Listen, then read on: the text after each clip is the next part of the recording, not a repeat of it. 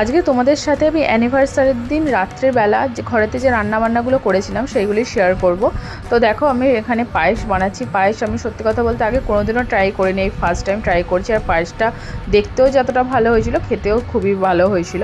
নলিল গুড়ের পায়েস করেছিলাম। তো তারপরে দেখো এখানে ময়দা মাখছিলাম, কারণ আমাদের ডিসাইড হয়েছিল যে কড়াইশুঁটির কচুরি হবে। তো তার জন্য এখানে ময়দার মধ্যে নুন আর চিনিটা দিয়ে গরম জল ফুটিয়ে ময়দাটা আমি মাখি, তাহলে ময়দাটা অনেকটা নরম হয়, খুবই সফট হয়।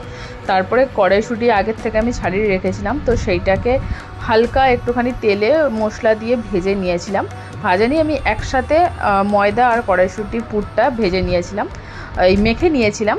আলাদা করে গোলা বানিয়ে পুর দিইনি ওর ভিতরে, তাহলে টাইমটা অনেকটা বেশি লাগবে। আর এখানে দেখো কাবলি ছোলা তরকারি হচ্ছিল।